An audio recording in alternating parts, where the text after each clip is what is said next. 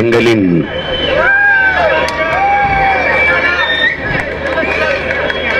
உயிரோடும் உணர்வோடும் கலந்துவிட்ட அன்பு சொந்தங்கள் அனைவருக்கும் வணக்கம்.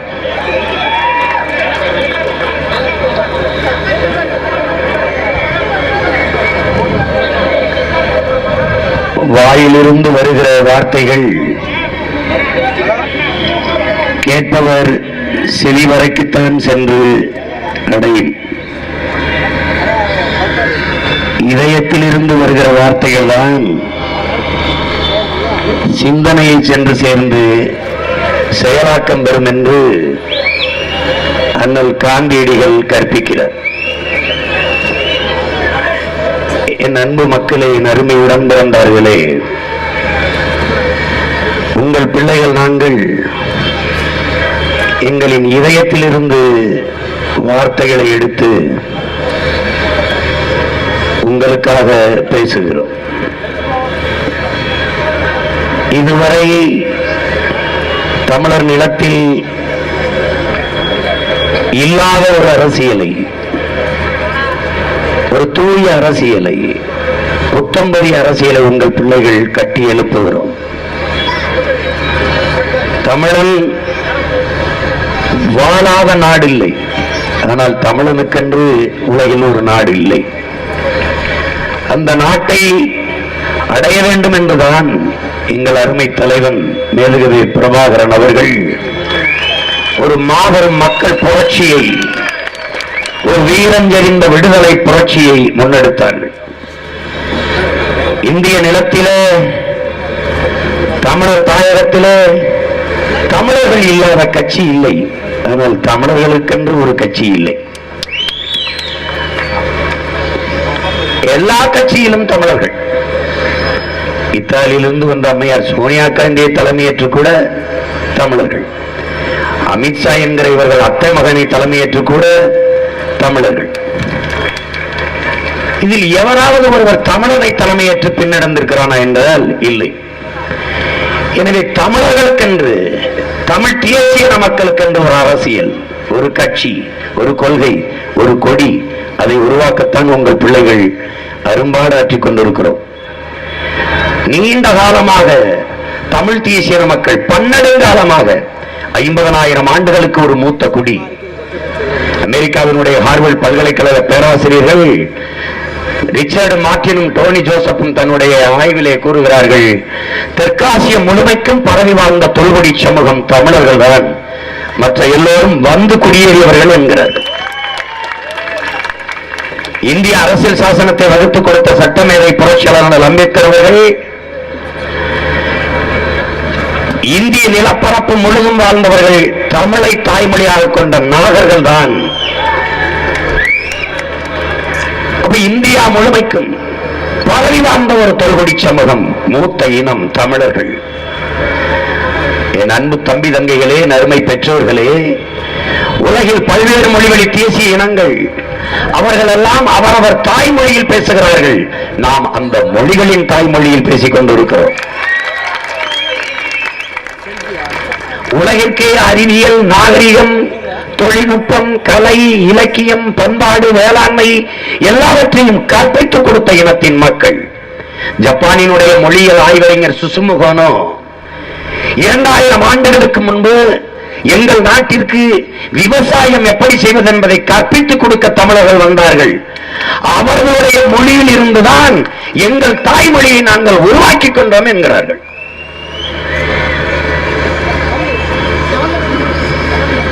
மிகப்பெரிய பெருமை மிக்க ஒரு இனத்தின் மக்கள் நாம். அந்த பெருமிதமும் திமிரும் ஒவ்வொரு தமிழனுக்கும் இருக்கணும், ஒவ்வொரு தமிழனுக்கும் இருக்கணும். பைபிள் கிறிஸ்தவர்களுக்கான வேத நூல், குரான் இஸ்லாமியர்களுக்கான வேத நூல், பகவத்கீதை இந்துக்களுக்கான வேத நூல். ஆனால் உலக உயிர்களுக்கு, உலகத்தின் பொறுமைக்கு ஒருவன் வேதத்தை வைத்தான், நமது மூதாதையர் வள்ளுவ பெருமகன் என்பதை பெருமையோடு தமிழ் பெருமக்கள் நினைவு கூறணும். உலகத்தின் பொதுமைக்கு வைத்தான், உழவுக்கு என்று அதிகாரம் வைத்தான், உழவை பாடிய ஒரே மலை, ஒரே வேதம் உலகத்தில் தமிழன் தந்த வேதம் தான். உழவுக்கு என்று ஒரு அதிகாரத்தை வைத்து 10 பறக்களை தந்த நமது பாட்டன் வள்ளுவ பெருமகன். உழுதுண்டு வாழ்வாரை வாழ்வார், மற்றவரெல்லாம் தொழுதுண்டு பின் செல்பவர் என்றான். சுழன்றும் ஏற்பின்னது உலகம், அதனால் உழந்தும் உலகே தலை. உழவினார் கைமடங்கின் இல்லை, விளைவதும் விட்டேன் என்பார்க்கும் நிலை என்றான். எல்லாத்தையும் வேணா என்று இழந்து விட்டு துறவு கொண்ட துறவி கூட உழவன் கைமடங்கி படுத்து விட்டால் வாழ முடியாது என்கிற உலகத்தின் பொதுமைக்கு வேதம் வைத்தவன் தமிழன். உலகத்தின் பொதுமைக்கு ஈஜிப்திலே வருகிற நைல் நதியை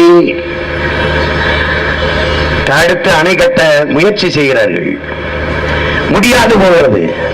அதே காலகட்டத்தில் பாய்ந்து ஓடி வருகிற நீரை தடுத்து அறிவியல் தொழில்நுட்பம் வளராத காலத்திலேயே கல்லணையை கட்டி நிறுவியவன் நமது பாட்டன் கரிகால் பெருவள சோழன்.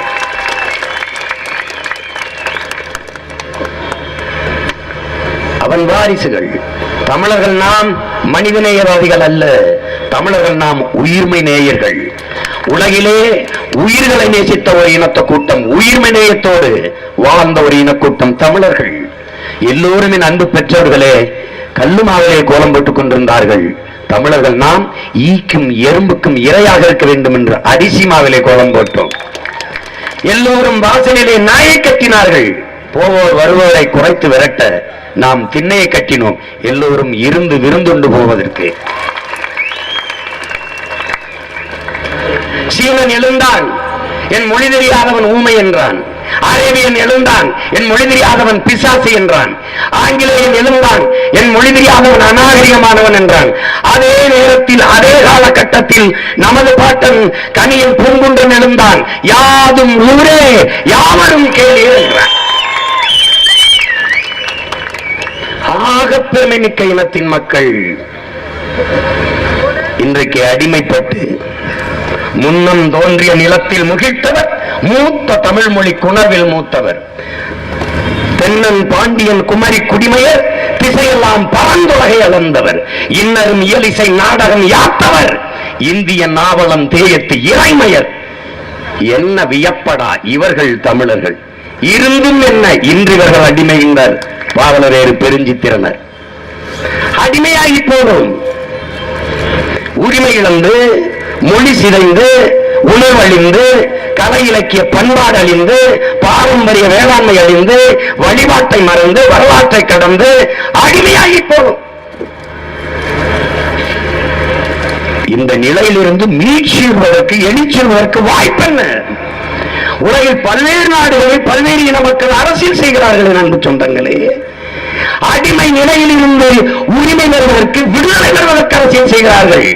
ஆனால் நாம் பன்னெடுங்காலமாக உரிமையை இழந்து அடிமையாக வாழ்வதற்கே அரசியல் செய்து கொண்டிருக்கோம். இது எவ்வளவு முரணானது, எவ்வளவு இழிவானது! எத்தனை தேர்தல், என்ன மாறுதல் வந்தது? ஒன்றுமில்லை, ஒன்றுமில்லை. இந்த தேர்தலை சந்திக்கிறவர்கள் யார் யார்? ஒரு பக்கம் ஒரு பிரதமர் வேட்பாளர் சகோதரர் ராகுல் காந்தி, இன்னொரு பக்கம் ஒரு பிரதமர் வேட்பாளர் மாண்புமிகு மரியாதைக்குரிய மேன்மை மிகு ஐயா நரேந்திர மோடி. வென்று போய் தமிழர்களின் உரிமையெல்லாம் காப்பாற்ற துடிக்கிற கட்சி திமுக, அதிமுக. ரெண்டும் கூட்டணி என்று பேசிக் கொண்டிருக்கிறார்கள். கூட்டணி கிடையாது, நோட்டணி, வெறும் சீட்டணி. இது அணிகள் கிடையாது, என் மக்களுக்கு பிடித்த சனி பிணி. இது அணியெல்லாம் கிடையாது, இது சனி. இதை தொலைக்கணும். ஒண்ணு செஞ்சது ராஜா, ஒண்ணு செஞ்சது. அதே பல்லவி வடிவேலு என் பங்காளி சொல்லுவாங்கல்ல, சேம் பிளட். அதே கூட்டம், அதே கோரஸ். எப்படி? நாங்கள் வந்தால் விவசாய கடனை ரத்துபடிச்சு. கமான் பாய்ஸ், இங்க வாங்க. விவசாயி ஏன் கடனாளியான? யார் ஆட்சியில கடனாளியான? நான் ஆட்சியில இருந்து கடனாளியான மாதிரி. டேய், கடனாளி ஆக்கினதே நீங்க தான். விவசாயி கடனாளியானது ஏன்? ஒரு நாட்டில் ஒரு விவசாயி ஏழையாக இருந்தால், வறுமையில் இருந்தால், அந்த நாடு ஏழ்மை வறுமை நாடாகத்தான் கணக்கிடப்படும் என்கிறார்கள்.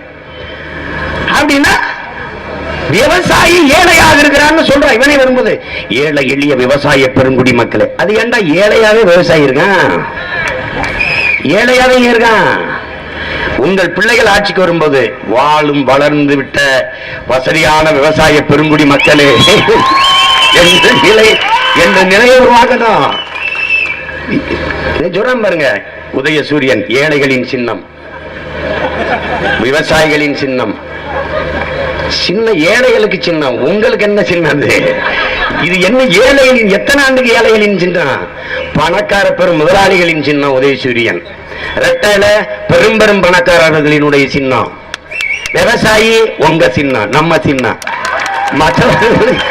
மற்ற கட்சிகள் வந்து இரட்டை இலை விவசாயிகளின் சின்னம், உதயசூரியன் விவசாயிகளின் சின்னம், எங்களுக்கு விவசாயியே சின்னம்.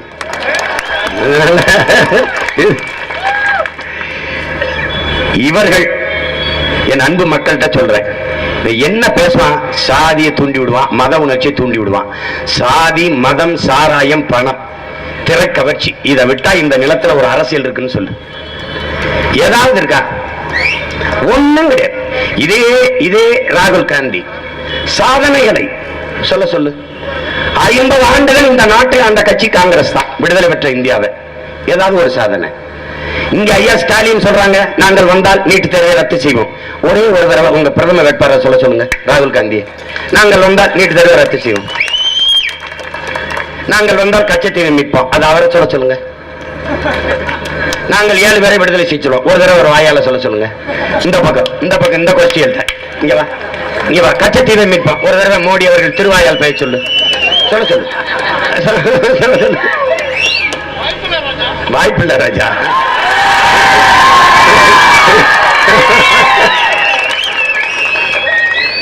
இவர்கள் ஏமாற்றுக்காரர்கள், திருடர்கள். மோடிட்ட நாட்டை கொடுத்தா பாதுகாப்பா இருக்குங்கிறாங்க. நாடே இருக்காது, அப்புறம் பாதுகாப்பு இருக்கிறது. வித்து திண்டுவார்கள். இந்தியா இப்போது விற்பனைக்கு வந்திருக்கிறது. யார் வித்து விட்டு சீக்கிரம் கல்லா கட்டுவது என்று 2 கட்சிகளுக்கும் போட்டி. பல வருஷமாச்சு நீங்க வியாபாரம் பண்ணி கூறு போட்டு வித்துட்டாங்க. ஒண்ணும் கிடையாது உனக்கு. எந்த சாதனையை சொல்லி இந்த கட்சிகள் ஓட்டு கேட்கும்? எந்த சாதனை? தமிழர்களுக்கு, தமிழர் நாட்டுக்கு பாரதிய ஜனதா எதற்காக, காங்கிரஸ் எதற்காக இவர்களுக்கு ஓட்டு போடணும்? ஒரு காரணம் ஒன்று, காவிரி நதிநீர் உரிமையிலே தமிழர்களுடைய உயிர் நாடியாக, உயிராகரமாக இருக்கிற காவிரி நதிநீர் உரிமையிலே பாரதிய ஜனதாவின் நிலைப்பாடு என்ன? பதில். காங்கிரஸ் கட்சியின் கருத்து நிலைப்பாடு என்ன? ஒண்ணும் கிடையாது.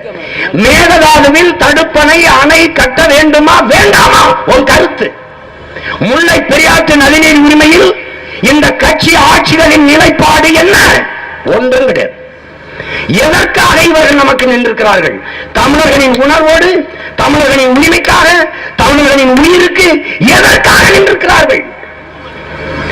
என் உயிரை பற்றி கவலைப்படாத உங்களுக்கு, என் வாழ்க்கையை பற்றி கவலைப்படாத உங்களுக்கு என் ஓட்டதற்கு, வாக்கதற்கு, இதை ஒவ்வொரு மான தமிழ் பிள்ளையும் சிந்திச்சு பார்க்கணும். எந்த இடத்துல நின்றுதான் தமிழர்களுக்கென்று ஒரு தேசம். பிரபாகரன் போராடியது தன் பொண்டாட்டிக்கு, பிள்ளைக்கு நாடு கட்ட அல்ல, தான் பிறந்த பெருமை மிக்க தமிழன் என்ற இனத்திற்கு தேசம் கட்ட. பெத்த பிள்ளைகளுக்கெல்லாம் பதவி கேட்டு நின்ற தலைவன் அல்ல, பெத்த பிள்ளைகள் அனைத்தையும் தன் இன விடுதலை களத்தில் பணியிட்ட தலைவன். உலக வரலாற்றிலே ஒரே தலைவன் பிரபாகரன் தான். எவ்வளவு நுட்பமா திட்டமிட்டவரை பயங்கரவாதி, தீவிரவாதி என்று கட்டமைச்சாங்க. தகர்த்து எரிந்த உங்கள் பிள்ளைகள், தகர்த்து எரிஞ்சோம். தோல்ல துண்டு பிரபாகரன், மேடையில பதாக பிரபாகரன். நீ ஒண்ணும் செய்ய முடியாது. எந்த புலிக்கொடி இறங்கியது என்று நினைத்தீர்களோ அதே புலிக்கொடியை தூக்கி நிறுத்திய பிள்ளைகள் பிள்ளைகள். உலகம் முழுமைக்கும் தமிழனுக்கு ஒரே கொடி, புலிக்கொடி. பறக்க விட்டோம். ஏன்? சேர பாட்டனின் வில்லம்பு, பாண்டிய பாட்டனின் மீன், இதையெல்லாம் விட்டு ஏன் சோழ பாட்டனின் புளிய தூக்கணும்? தமிழனுடைய பரம்பரை கொடிய பார், பாய்ச்சல் இருக்கும். மீன் பாயும், வில்லம்பு பாயும், புலி பாயும், எல்லாம் பாய்ச்சல் இருக்கும். மத்தம்புறம் பண்ணி வச்சிருந்தான் கொடியில எடுத்துக்கலாம். பாண்டிய மன்னன் பாண்டியன் எல்லைக்கு உட்பட்ட நிலப்பரப்பை ஆண்டான். சேர மன்னன் எல்லைக்கு உட்பட்ட நிலப்பரப்பை ஆண்டான். ஆனால் சோழன், அருண்மொழி சோழனும் அன்பு மகன் அரசேந்திர சோழனும் கடல் பல கடந்து படை பல நடத்தி பல்வேறு நிலப்பரப்பை வென்று உலகத்தின் மாபெரும் பேரரசை நிறுவினான். உலகம் முழுமைக்கும் பறந்த கொடி புலிக்கொடி. இமயத்திலும் ஈழத்திலும் ஒரு சேர பறந்த கொடி புலிக்கொடி. புலி மற்ற மிருகங்களைப் போல அல்ல, தனித்து நிற்கும். 1000 மிருகங்களோடு நிற்கிற திமிரோடு நிற்கும். உங்கள் பிள்ளைகள் தனித்து எப்படி துணிவோடு களத்தில் நிற்கிறோமோ அதுபோல புலி நிற்கும். அந்த புலியின் பிள்ளைகள் நாங்கள் அப்படி நிற்கிறோம். அவனோடும் கூட்டம் இல்ல, காசு இல்ல, கோடிகளை கொட்டி தேர்தலை சந்திக்கல, உயர்ந்த கொள்கையை முன்வைத்து தேர்தலை சந்திக்கல. காசை வச்சுக்கிட்டு தேர்தலை சந்திக்கல, காசை வச்சுக்கிட்டு நல்ல கருத்தை வச்சு கருத்தியல் புரட்சியின் மூலமாக களத்தில் நிற்கிறோம். ஒருத்த வீட்டுக்கு போனா எண்ண முடியாத அள்ள முடியாத அளவு கட்டுக்கட்டா பணம் வச்சிருக்கான்.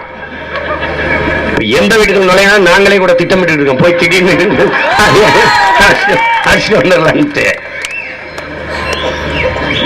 அந்த புலி மான புலி பசித்து கிடக்கும் அன்பு மக்களே. புலி பல நாட்கள் இறைக்காக காத்துட்டு இருக்கும். இறை கிடைக்கும் போது விரட்டி அடிக்கும். விழுகிற விலங்கு மிருகம் இடதுகை பக்கம் விழுந்துருச்சு, வலதுகை பக்கம் விழாம என திங்கி அது திரும்பி போயிடும். தன் வீரத்துக்கு இழுக்கின்ற அப்படி தன்மானத்தோடு நிற்கிற மான மரப்பிள்ளைகள் உங்கள் பிள்ளைகள், வீர தமிழ் பிள்ளைகள். நீ பதவித்தான் தராம போ, ஆனால் சாகர வரை கத்திட்டு நிப்போம். இதே மாதிரி நிப்போம். மக்கள் மாதிரி உடனே இந்த மாதிரி அவனோட போன வெல்லலாம், இவனோட போன வெல்லலாம். சீன ஞானி கன்ஃபியூசியஸ் கற்பிக்கிறான், நீ எளிதானதை செய்யாத, சரியானதை செய்யுங்கிறான். உங்கள் பிள்ளைகள் சரியானதை செய்யறோம். சூழிய சீசர் என்ன சொல்றான்? உனக்கு அடுத்தவர் உன்னுடைய தகுதியை சொல்லணும், நீ காத்திருக்காத, நீயே உன்னுடைய தகுதியை பேரழிப்பு செஞ்சு விடுகிறான். உங்கள் பிள்ளைகள் சொல்லுகிறோம், நாங்கள் ஆகச் சிறந்தவர்கள், எங்களை போல் இந்த மண்ணை இந்த மக்களை உயிருக்கு மேலாக நேசிக்கிற ஒரு கூட்டம் இனி இந்த வரலாற்றிலே வராது. பேரன்பு கொண்டு நாங்கள் காதலிக்கிறோம் இந்த மண்ணையும் மக்களை. அது ஒருவரை காதலா போகாம பார்த்துக் கொண்டது உங்க பணி. கடைசி வரைக்கும் போயிடக்கூடாதுல்ல. இந்த பேச்சு எங்க மக்கள்கிட்ட கேட்கறது, ஒரு அம்மா நாகர்கோவில் இருந்து அடிக்குது 2016 தேர்தல். தம்பி சீமானா, ஆமாம்மா உனக்குத்தான் ஓட்டு போடலான்னு போனேன், வரிசையில் நிற்கும் போது ஒரு சின்ன தடுமாற்றம், ஒரு ஓட்டை உனக்கு போட்டு வீணாக்கிட கூடாதுன்ட்டு அப்புறம் என்னமா பண்ணீங்க, ரெட்டலைக்கு போட்டேன். 50 வருஷமா அவங்களுக்கே போட்டு நாட்டை வீணாக்கி விட்டு ஒரு ஓட்டை வீணாக்குவதை பத்தி பேசலாமா? நீங்க போட்டா ஜெயிக்க மாட்டாங்க. நீ எந்த சோசியக்காரனா? நீ சோசியக்காரனா? ஏய் போட்டா ஜெயிக்க மாட்டேங்க, போடு, நாங்களே ஜெயிப்போம். இப்ப இந்த கிளப்பி விடுறது திராவிட திருவாளர்கள், நாம் தமிழர் கட்சிக்கு ஓட்டு போட்டா பிஜேபி வென்றோம். அது என்னடா புதுசா இருக்கு? எப்படி இது? ஏய் நாம் தமிழர் கட்சிக்கு ஓட்டு போட்டா நாம் தமிழர் வேண்டாம், முட்டாள். இப்படி ஒரு அறிவான கூட்டத்தை இங்க பார்த்திருக்கிறீங்க. எனக்கு ஓட்டு போட்டா பிஜேபி எப்படி வெல்லும்? பிஜேபிக்கு ஓட்டு போட, பிஜேபி தோக்கடிக்கிறவன் பிஜேபிக்கு போடாதேன்னு சொல்லணும், நாம் தமிழருக்கு போடாத. இது என்னடா ஒரு கொடுமை. அவ்வளவு பயம். அந்த சொல்றாரு பாருங்க, பயம். அந்த பயம் இருக்கட்டும். என்ன பிரச்சனை தெரியுமில்ல? லாரியில ஆடு மாடு கோழி ஏற்றிட்டு மாதிரி சனத்தை கூட்டி வந்து இறக்குறான், காசு கொடுக்குறான், 500 ரூபா குவாட்டு கொடுக்குறோம், சாப்பாடு கொடுக்குறோம். ஆனாலும் பேசும்போது நிக்க மாட்டான், ஓடி போயிடுறேன்.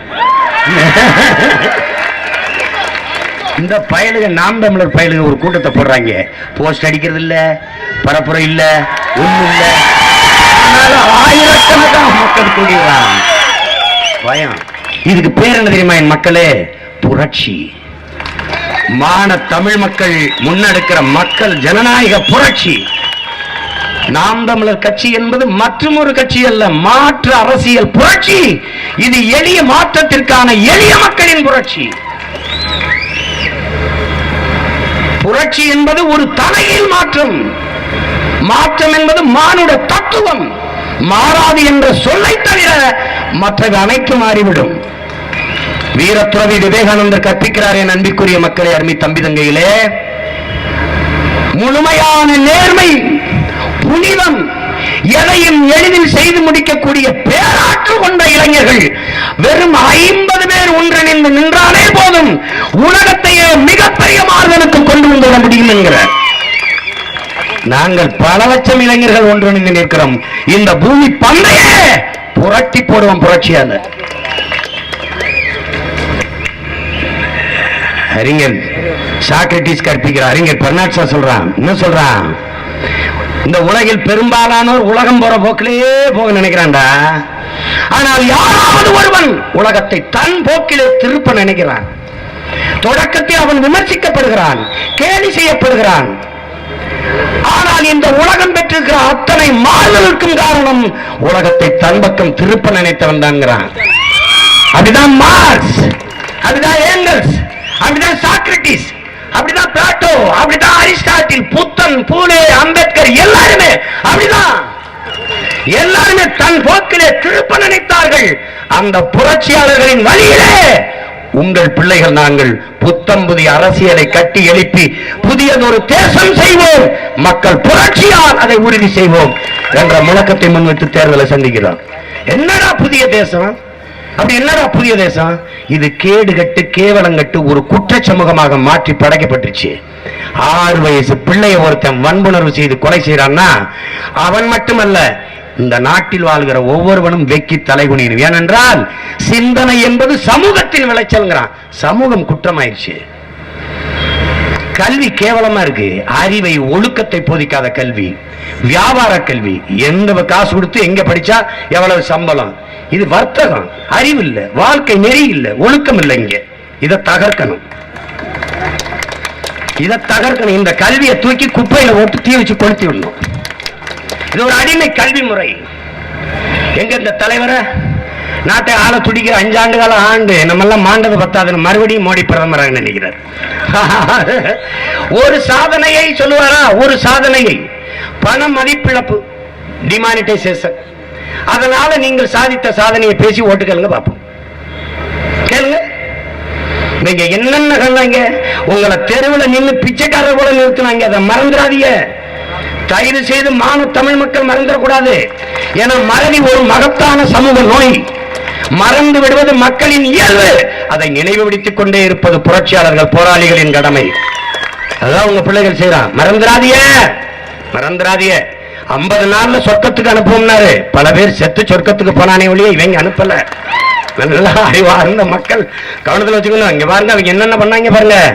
ஒரே ராத்திரியில பணம் செல்லாதுன்னுட்டாங்க. நவம்பர் 8ஆம் தேதி வெளியூருக்கு போனவன் அங்கேயே நின்ட்டான். அப்பாவை ஆஸ்பத்திரியில் சேர்த்தவன் காலையில கூட்டி வரலாம்னா காசு செல்லாதுன்ட்டான். பணம் இல்ல, பரிதவிச்சு போன மக்கள். அதனால ஒரு இது என்ன பண்ணாங்க தெரியுமில்ல? கல்யாணத்துக்கு நகை வாங்கலாம்னு சொந்தக்காரெல்லாம் வச்சிருந்தான். காலையில போய் தங்கத்தை வாங்கிட்டு வந்து நகை வாங்கிட்டு வந்துட்டு கல்யாணம் அடுத்த வாரம் பொண்ணுக்கு ராத்திரி செல்லாதுன்ட்டான் பணம். பல ஆயிரம் குடும்பங்கள் நாசமாகி போனது. இவர்கள் சொன்னதென்ன? கருப்பணத்தை ஒழிப்போம், சொன்னதென்ன ஊழல் லஞ்சத்தை ஒழிப்போம், சொன்னதென்ன தீவிரவாதத்தை ஒழிப்போம். அப்புறம் எப்படி தீவிரவாதி தாக்கணும்? அங்கிருந்து எப்படி எங்க ஒழிச்சா தீவிரவாதிய? எங்க கருப்பணத்தை ஒழிச்சா?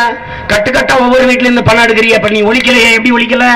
இப்ப என்ன செய்யணும்? ஊழல் லஞ்சத்தை ஒழிக்க உங்களை ஒழிக்கணும். எவ்வளவு அறிவானவங்க பாருங்க, எவ்வளவு அறிவானவங்க பாருங்க. வங்கியில பணத்தை போட்டணுமா, அதை வந்து கல்யாணத்துக்கு பணம் எப்படி எடுக்கணுமா? 2 லட்சம் ரூபாய் தருவாங்களாம். அதுக்கு என்ன பண்ணுமா? சாட்சியா பத்திரிக்கை அடிச்சுட்டு வரணுமா? பத்திரிக்கை அடிக்க பணம் கொப்பனம் கொடுப்பான்னா பதில் இல்ல. ஏடா பத்திரிக்கை அடிக்கணும்டா, ஒன்றை கொண்டு காட்டுறதுக்கு அதுக்காக காசு கொடுப்பா. அந்த பத்திரிக்கையில இந்த மண்டபத்துல கல்யாணம் நடக்குதுன்னு போனோம்ல, அந்த மண்டபக்காரனுக்கு முன்பணம் கொடுக்கணும்ல, அது யாரு கொடுப்பா? உங்க ஆத்தாவா தாத்தாவா? யாரு கொடுப்பா?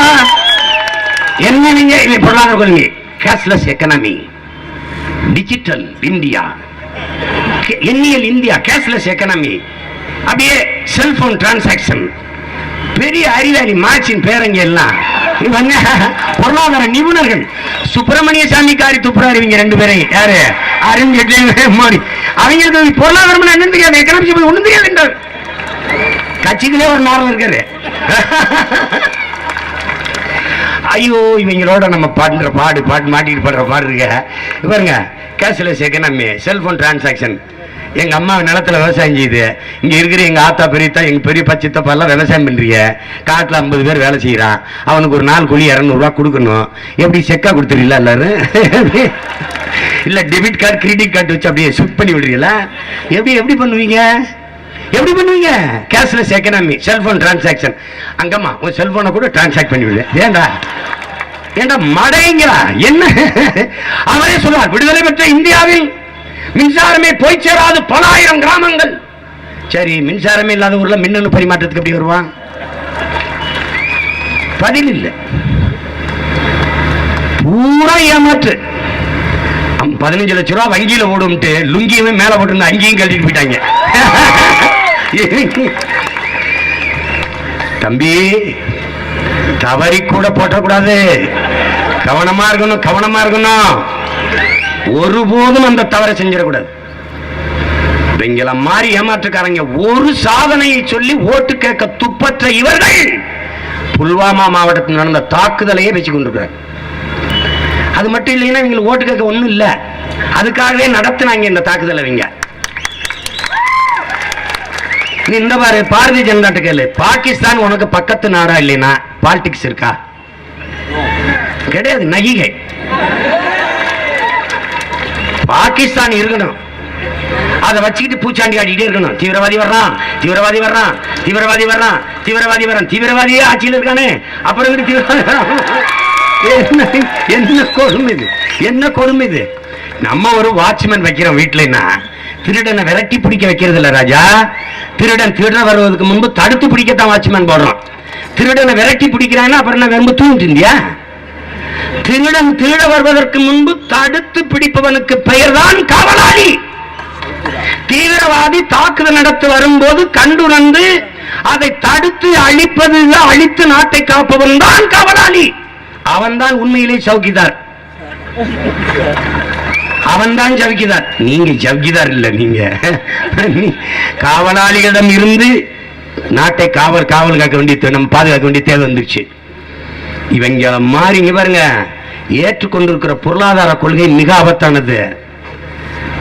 சந்தை பொருளாதாரத்தை நம் நாடு ஏற்றுக்கொண்டிருக்கு. படித்த இளைஞர்கள் புரிந்துக்கணும். வர்த்தக பொருளாதாரத்தை ஏற்றுக்கொண்டிருக்கிறது.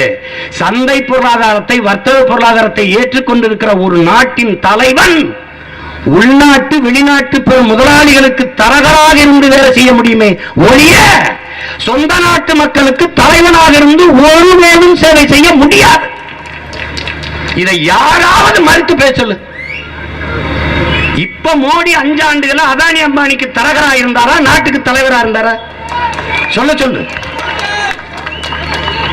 இந்தியாங்கிற ஒரு நாடு 130 கோடி மக்களை வைத்துக் கொண்டு ஒரு வல்லாதிக்க கனவோடு பேசுகிற நாடு, வளர்கிறேன்னு சொல்ற நாடு, சின்ன நாடு, ஒரு மாநில அளவிற்கு கூட இல்ல. அந்த நாடு பிரான்ஸ்ல இருந்து ரபேலுங்கிற போர் விமானத்தை வாங்குது. நீ என்ன பண்ண? உன் பொறியியல் அறிவியல் என்ன பண்ணுது? ஒரு நாட்டின் பாதுகாப்பிற்கு போர் விமானங்களை கூட நாம் உருவாக்கி கொள்ள முடியாதா? பிரான்ஸ் நாடு இந்தியாவுக்கு மட்டும்தான் இப்ப சத்தியம் பண்ணி ஒப்பந்தம் போடுறானா? காசு கொடுத்தா பாகிஸ்தானுக்கும் கொடுப்பான்ல அதே போர் விமானத்தை. காசு கொடுத்தா சீனாவுக்கும் கொடுப்பான்ல. என்ன ராஜா, என்ன கதை? நீ துப்பாக்கி ஒருத்தன்ட்ட, தோட்டா ஒருத்தன்ட்ட, பீரங்கி ஒருத்தன்ட்ட, ஹெலிகாப்டர் ஒருத்தன்ட்ட, போர் விமானத்தை ஒருத்தன்ட்ட வாங்கிட்டு எந்த நாட்டோட சண்டை போட்டு என்னை காப்பாத்துவ? என்ன நீ, என்ன உன் கொள்கை? உன் நாட்டினுடைய பொருளாதார கொள்கை என்ன? கேள்வி. ஒவ்வொன்னா தர்க்கம் பண்ணுவோம். தனியார் மயம். எதது தனியார்? கல்வி மானுட உரிமை, அதை கொடுக்க வேண்டியது அரசின் கடமை. கல்வி ஒரு சேவை, அறிவை வளர்க்கும் கல்வி ஒரு சேவை.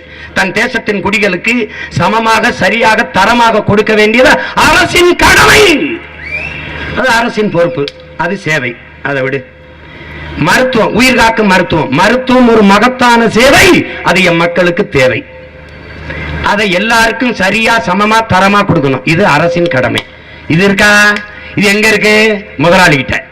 இது கல்வி எங்க இருக்கு? முதலாளி கிட்ட. தனியார் பள்ளி கல்வி காசு அதிகம் கொடுத்தா அவன் ஒரு கொள்கை வச்சிருக்க, நல்ல மதிப்பெண் பெற்று வர்றவனை கல்லூரியை சேர்த்துக்கிறேன். 100க்கு 100 யாருப்பா வாங்கியிருக்கா? என் கல்லூரிக்கு வா. இது எப்படிப்பட்ட கட்டமைப்பு, எப்படிப்பட்ட கல்வி முறை? நான் ஒரு டாக்டர், ஒரு மருத்துவமனை கட்டியிருக்கேன். எவன் நோயாளி இல்லையோ அவன் வா, நான் வைத்தியம் பார்க்கிறேன். எப்படிப்பட்டது? இது இந்த டாக்டருக்கு பேர் என்ன? பைத்தியக்கார டாக்டர். நோயாளி எவனோ அவனை குணப்படுத்துவதற்கு பேர் தான்டா மருத்துவர். படிக்காதவன் எவனோ, படிக்க முடியாதவனோ அவனை படிக்க வைக்கிறவனுக்கு பேர் தான்டா கல்வி. நல்லா படிக்கிற மாணவனை கூட்டி வச்சு கும்மி அடிக்கிறது இல்லடா கல்வி. படிக்க முடியாதவன், குறைந்த மதிப்பெண் பெற்றவன் எவனோ அவன் வா என் கல்வி நிறுவனத்தில் சேர்த்து உன்னை தகுதி வாய்ந்தவனாக அறிவாளியாக மாற்றுகிறேன் என்று சொல்கிற ஒரு கல்வி நிறுவனம் உண்டா? 200க்கு 200 வாங்கு, 100க்கு 100 வாங்கு. இதை என்ன பண்ண? சரக்கு கிழிச்சு தூர போடுறோம். ஒழிக்கிற இந்த கல்வி முறைகளை. கல்வி தனியார், மருத்துவம் தனியார், குடிநீர் விநியோகம். குடிநீர் என்பது உயிர் ஆகாரம், உலகில் எல்லா உயிருக்குமான தேவை, உயிர் தேவை. இதை கொடுக்க வேண்டியது அரசின் பொறுப்பு. அது தனியார் முதலாளிகள் விற்கணும். அப்பல்லோ, கின்லே, அக்கோஃபனா, இதெல்லாம் காக்கை உருவி எந்த கடையில் வந்து வாங்கி குடிக்கும்? ஏன் இந்த தலைவனும் சிந்திக்கல? ஈ எறும்பு எங்க குடிக்கும்? பாம்பு வண்டு எங்க குடிக்கும்? யானை சிங்கம் புலி எப்படி குடிக்கும்? ஏங்க ஏன் சிந்திக்கல? உலகம் ஒண்ணுதான். பல கோடிக்கணக்கான உயிர்களோடது. பூமி மனிதனுக்கு மட்டுமானதா? பல கோடிக்கணக்கான உயிர்களின் உலகம். அதுல நீனும் ஒண்ணு. எல்லாம் விலங்கு, நீ கொஞ்சம் சமூக விலங்கு, அவ்வளவுதான். That's all your honour. பெருந்தலைவர் காமராஜர் என்ன கற்பிக்கிறாரு? எல்லா உயிர்களிடத்தையும் அன்பாயிருங்கள், மனிதர்களிடம் மட்டும் கொஞ்சம் எச்சரிக்கையா இருங்கிறாரு. ஏன்னா புலி என்ன செய்யணும்னு உனக்கு தெரியும், நரி என்ன செய்யணும்னு உனக்கு தெரியும், நாய் என்ன செய்யும் தெரியும், பாம்பு என்ன செய்யும் தெரியும், மனுஷன் என்ன செய்வான்னு எனக்கு தெரியாது. என்ன? ஏன்னா மனிதர்கள், ஐயா நாகராஜன் சொன்ன மனிதர்கள் மகத்தான சல்லிப்பயிலுங்கிறார் அவர். இவன் எந்த நேரத்தில் என்ன வேஷம் போடுவான்னு தெரியுது. எம்பிட்டு கத்து கேட்டு கடைசி 500 ரூபாய்க்கு ஓட்ட போட்டு இங்க கட்டமைக்கப்பட்டிருக்கிறது. சோறு, பீரு, 100 அப்படி 100. அதுல ஒருத்தர் கத்திட்டாரு, அண்ணே 100 500. கொஞ்சம் விலை இன்க்ரீஸ் ஆயிருக்கு, விலை ஏறி இருக்கு. இந்த நிலையில் கல்வி மருத்துவம் தனியார், போக்குவரத்து நடத்துவது அரசின் பணி, அது தனியார். வானூர்தி நடத்துவது அது தனியார். சாலை போடுவது பராமரிப்பது தனியார். மின் உற்பத்தி விநியோகிப்பது தனியார். இப்ப நம்ம ஒரு கேள்வி எழுப்போம், எல்லாமே தனியார் முதலாளிகள் செய்வதென்றால் அரசின் வேலை என்ன? கமிஷன் வாங்கி கொண்டு கையெழுத்து போடுவது. எனவேதான் நாங்கள் சொல்கிறோம், they are all brokers. முதலமைச்சர் என்பது ஆல் இந்தியா புரோக்கர், பிரதமர் என்பது இன்டர்நேஷனல் புரோக்கர். வேற ஒன்றுமே இவர்களால் செய்ய முடியாது. இப்ப நடக்கிற தேர்தல் கூட தலைவரை தேர்வு செய்வதற்கு இல்ல, உள்நாட்டு வெளிநாட்டு பெரும் முதலாளிகளுக்கு சரியான தரகரை தேர்வு செய்கிற தேர்தல் தான் நடந்து கொண்டிருக்கிறது. இதை மாற்றிய அன்பு மக்கள், தலைவர்களை தேர்வு செய்யுங்கள். ஒற்றை கட்சி ஆட்சி முறையை படித்த இளைஞர்கள் ஒழியுங்கள். இந்திய பெருநாட்டை காங்கிரஸை ஆள்வது என்ற முறையை ஒழிக்கணும். விட்டால் பாரதிய ஜனதாவை ஆள்கிறது என்கிற முறையை ஒழிக்கணும். என் அன்பு மக்களே, இந்த கம்யூனிஸ்ட் கட்சிகிட்ட கேளுங்க, இன்டர்நேஷனல் பார்ட்டி, சர்வதேச கட்சி. இங்க ராகுல் காந்தியை பிரதமராக வேலை செய்யுது, கேரளாவில் ராகுல் காந்தி எதிர்த்து வேட்பாளர் போடுது. ஒரு மாநிலத்திற்கு மாநிலம் கொள்கை மாறுபாடு வைத்திருக்கிற கட்சி, உலகம் முழுமைக்கும் ஒரே கொள்கை வைத்திருக்கிற கட்சி நாம் தமிழர் கட்சி மட்டும்தான். உலகம் முழுமைக்கு இருக்குங்க. நாம் தமிழர் கட்சி இல்லாத நாடே கிடையாது. நாம் தமிழர் பிரான்ஸ், நாம் தமிழர் ஜெர்மனி, நாம் தமிழர் டென்மார்க், நாம் தமிழர் சுவிஸ், நாம் தமிழர் ஆஸ்திரேலியா, எல்லா நாட்டிலும் இருக்கு. அம்மையார் சோனியா காந்தி கூட கேட்டேன், இத்தாலியில என் கட்சி இருக்கு, உங்க காங்கிரஸ் இருக்கான்னு கேட்டேன். வேர்ல்டு பார்ட்டி, இன்டர்நேஷனல் பார்ட்டி நாம் தமிழர் பார்ட்டி. தமிழர்கள் நாங்கள் எங்கள் மூதாதை எப்படி உலக பொதுமைக்கு மறைய வைத்தாரோ அப்படி உலகத்தின் பொதுமைக்கு அரசியல் செய்கிறோம். நாங்கள் உயிர்மனை அரசியல் செய்யறோம், வெறும் மனிதருக்கு மட்டும் அரசியல் செய்யற ஆளுகள் நாங்க. ஈக்கு, எறும்புக்கு, பூச்சிக்கு, வண்டுக்கு, ஆடுக்கு, மாடுக்கு, கோழிக்கு, குஞ்சிக்கு, மரத்திற்கு, செடிக்கு, மலைக்கு, அருவிக்கு, ஆறுக்கு, எல்லாவற்றுக்குமான அரசியலை உங்கள் பிள்ளைகள் முன்வைக்கிற பிள்ளைகள். அதை புரிஞ்சுக்கணும். இந்த தனியார்மய, தாராளமய, உலகமய பொருளாதார கொள்கை என்பது நாட்டை சந்தையாக்குவது, கதவை திறந்து விடுவது, உள்நாட்டு வெளிநாட்டு பெரு முதலாளிகள் உற்பத்தி செய்கிற பொருட்களை விற்கிற சந்தையாக நம் தேசம் மாற்றப்பட்டு விட்டது. நீங்களும் நானும் வாங்கி நுகர்கிற மந்தைகள் தான். அதனால மதிப்புள்ள மனித உயிருக்குங்க. இது வெரி பிக் மார்க்கெட், நாட்ட கண்ட்ரி. இது நல்லா கவனித்து வச்சுக்கணும். ஏன்னா நம்ம நாடு ஏற்றுக்கொண்டிருக்க பொருளாதார கொள்கை எப்படி? ஜப்பான் முதலாளி வா, கொரியன் முதலாளி வா, ரஷ்ய முதலாளி வா, சீன முதலாளி வா, என் நாட்டில் தயாரி, இந்தியாவில் தயாரிப்போம். நீ என்ன தயாரிப்ப? அவன்லாம் வந்து இந்தியாவில் தயாரிப்ப, நீ என்ன தயாரிப்ப? என்ன தயாரிப்ப? திருநீர், குங்குமம், விபூதி, ஊதுபத்தி, கொசுவத்தி, வேற என்ன தயாரிப்ப? நீ வேற என்ன தயாரிப்ப? என்ன தயாரிச்சிருக்க? எல்லாரும் made in Japan, made in China, made in Russia, made in America. நீ மேக் இன் இந்தியா. ஏன் உனக்கு ஏன் மேட் இன் பண்ண முடியல? முடியாது. ஏன்? உன் கொள்கை எப்படி? இதுல என்ன வெக்கம் இல்லாம நீ வளர்ச்சி பத்தி பேசுற? உனக்கு வளர்ச்சி டெவலப்டா என்ன? இவன் காட்டுகிற வளர்ச்சி என்பது என்ன? என் அன்பு மக்களே, பட்டினி கிடந்து நீங்கள் செத்தால் கட்டையில் எரிக்காமல் கரண்டில் எரிப்பதை இவன் வளர்ச்சி என்று காட்டுகிறான். இவன் காட்டுகிற வளர்ச்சி என்ன? வீட்டுக்கு 2 கார், பெட்ரோல் டேங்க் நிறைய பெட்ரோல், டீசல், வீட்டுக்குள்ளே காலி குடங்கள், தண்ணீரற்ற வெற்று குடங்கள். இதான் இவன் காட்டுற வளர்ச்சி. உன் நாடு விரைவில் நீரற்ற நகரமாக மாறிக்கொண்டிருக்கிறது. உன் தாய் நிலம் பாலைவனமாக மாறிக்கொண்டிருக்கிறது. மனிதர்கள் மட்டுமல்ல, எவ்வுயிரும் வாழ வாய்ப்பற்ற நிலமாக நமது நாடு மாறிக்கொண்டிருக்கிறது. உலகத்திலே நிலத்தடி நீரை அதிகமாக உறிஞ்சுகிற நாடு இந்தியா, அதிகமாக உறிஞ்சுகிற மாநிலம் தமிழ்நாடு. தென்னாப்பிரிக்காவின் கேப்டவுன் நகர் போல நம் நாடு மாறுவதற்கு மிக குறுகிய காலம் தான் இருக்குது. மிக குறுகிய காலம். நீரற்ற நகரம் என்று கேப்டவுன் நகரை அறிவிச்சுட்டு போயிட்டான். 1 லிட்டர் தண்ணீர் 6000 ரூபாய்க்கு விற்கிது. அந்த நிலை வருவதற்கு முன்பு நீங்கள் எச்சரிச்சுக்கொள்ளுங்க. என் அன்பு பெற்றோர்களே, அருமையுடன் பிறந்தார்களே, எத்தனை நாளைக்கு இவர்கள் தண்ணீரை கடையில் வைத்து உங்களுக்கு தந்துவிட முடியும்? பூமி தாயின் எங்கே நீர்த்தேக்கங்கள்? நிலத்தடி நீரை உயர்த்துவதற்கு என்ன வழி? நிதி ஆயோக் 2020 அடுத்த ஆண்டு 1 சொட்டு தண்ணீர் பூமிக்குள்ளே இருக்காது என்று அறிவிக்கிறே, எச்சரிக்கிறே. அப்ப நிலத்தடி நீரை பெருக்குவதற்கு, நீர் மேலாண்மை, நீர்வள பெருக்கத்திற்கு என்ன வரைவறிக்கை இருக்கிறது இந்த நாட்டிலே? இவர்கள் கொடுத்த தேர்தல் அறிக்கையில், இவர்கள் நிதிநிலை அறிக்கையில், பட்ஜெட்டில் நீர்வளத்தை பெருக்க 130 கோடி மக்களுக்கும் கார் கொடுக்க, செல்வம் கொடுக்க திட்டத்தை அறிவிக்கிற என் தேசம் 130 கோடி மக்களுக்கும் நீரும் சோறும் கொடுக்க என்ன திட்டத்தை அறிவித்திருக்கிறது? என்ன வச்சிருக்கிறது? கற்றறிந்த இளைஞர்களே, என் அன்பு தம்பி தங்கைகளே, கார் இல்லை என்று எந்த நாட்டில் போராட்டம் வந்திருக்கிறது? ஆனால் நீரும் சோறும் இல்லை என்றால் எந்த நாட்டில் புரட்சி வெடிக்காமல் இருந்திருக்கிறது? அந்த புரட்சியை எதிர்கொள்ள இந்த தலைவர்கள் இருப்பார்களா? ஓடி விடுவார்கள் அந்நிய தேசங்களுக்கு. 11,700 கோடியை தூக்கி கொண்டு நீரவ் மோடி ஓடியது போல, 6000 கோடியை தூக்கி கொண்டு விஜய் மல்லையா ஓடியது போல ஒரு நாள் ஓடுவார்கள் இவர்கள். அன்றைக்கு இதே மாதிரி உங்க பிள்ளைகள் கத்திட்டு கிடப்போம். அன்னைக்கே சொன்னல, கேட்டீல?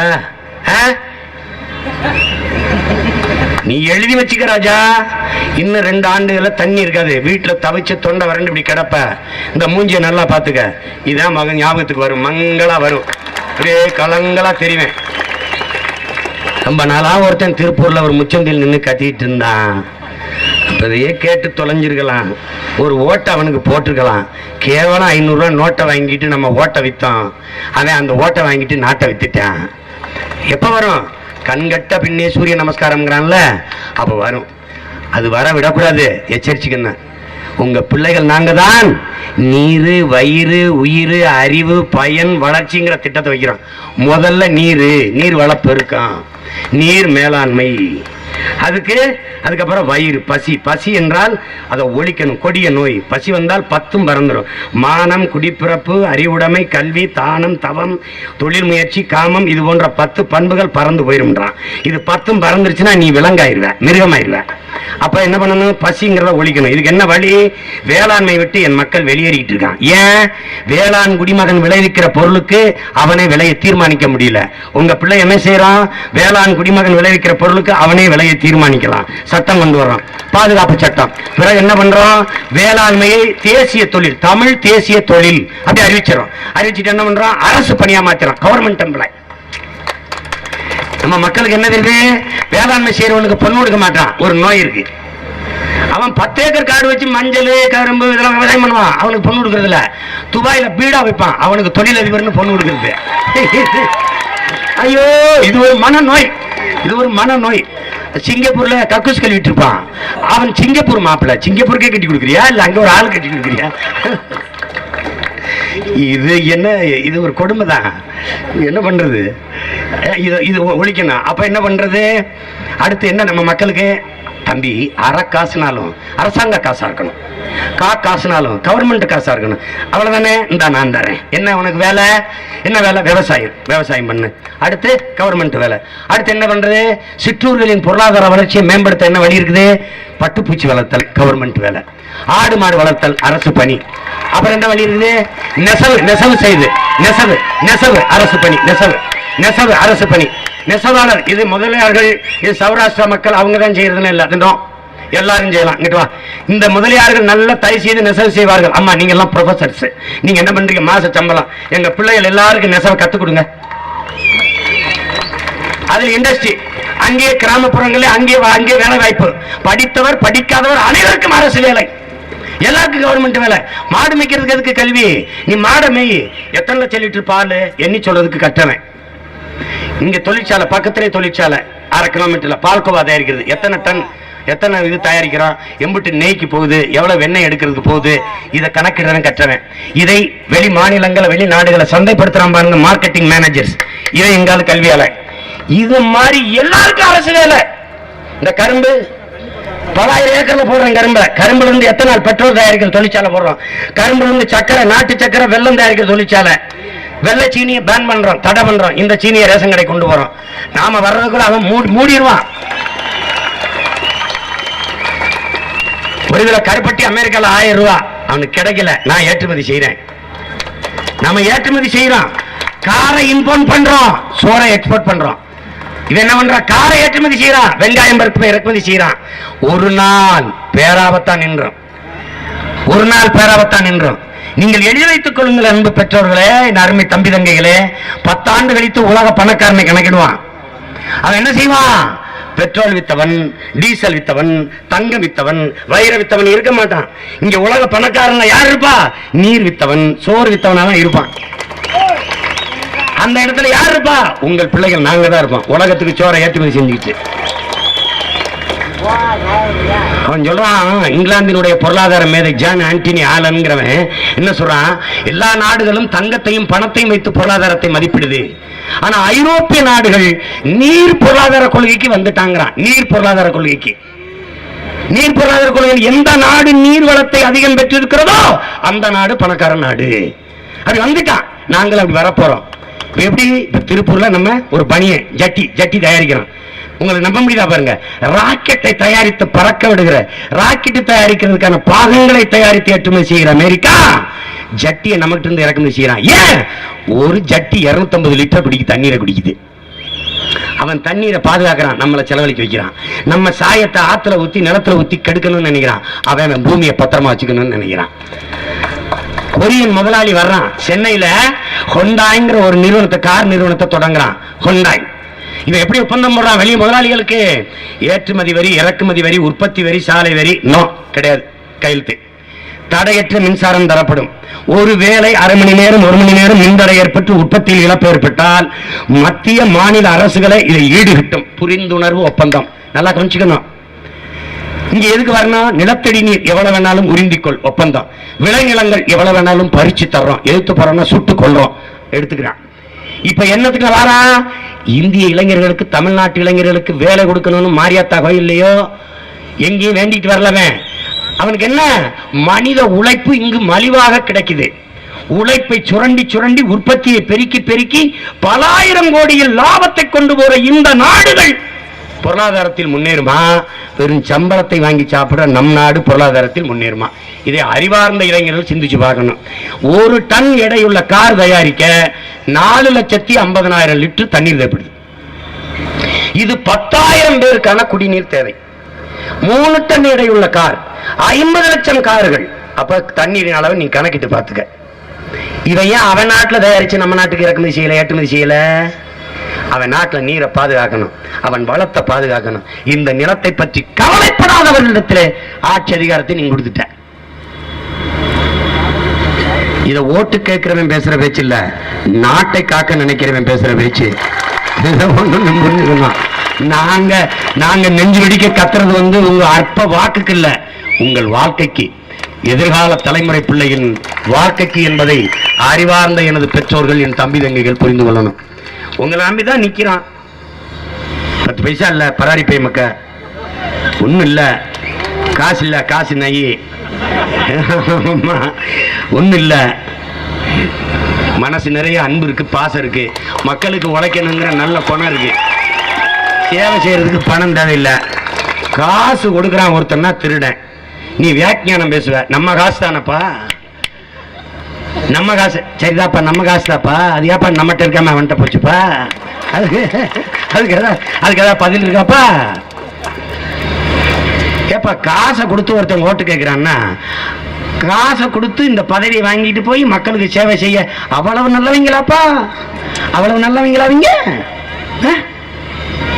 100 கோடியை முதலீடு செய்பவன் 1000 கோடியாக சம்பாதித்துக் கொள்ளலாம் என்று முதலீடு செய்கிறான். முதலீடு செய்கிற முதலாளி லாப தேவைக்கு முதலீடு செய்வாரா, மக்கள் சேவைக்கு முதலீடு செய்வாரா? இதை கற்றறிந்த இளைஞர்கள், அறிவார்ந்த இன சொந்தங்கள் சிந்திச்சு பார்க்கணும். அப்ப காசு கொடுக்கிறவன் திருடன்.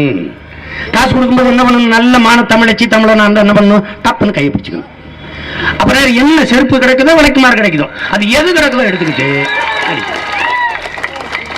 இந்த தேர்தல் ஆணையம் ஒரு நாடக கம்பெனி இருக்கு, ஒரு டிராமா பார்ட்டி பறக்கும் படை என்று ஒரு பறிக்கும் படையை போட்டுருக்காங்க ரோட்ல. அது என்ன தெரியுமா செய்ய? அப்பாவி மக்கள் மிளகாய் வித்துட்டு போயிட்டு இருப்பான். ஒருத்தன கொத்தமல்லி வியாபாரிகிட்ட பிடிச்சிட்டான். அவனே செய்தி, கொத்தமல்லி வியாபாரியிடம் பணம் பறிக்கப்பட்டது. அவன் இந்நேரம் எங்க தூக்கல தூங்கினானோ அது செய்தியா வரல. அப்பாவை மருத்துவமனையில் சேர்த்துட்டு பணம் கட்ட கொண்டு போவான் பறிச்சுக்கிறது. அப்பா அங்கே செத்து கிடக்க வேண்டியதான். ஒண்ணும் கிடையாது. டேய், சந்து பந்துக்குள்ள போய் தொகுதியில போய் வீடு வீடு காசு கொடுத்துருக்க அவன் அப்படி. நான் சொல்றதை நீங்க கேளு, நான் சொல்றதை கேளு.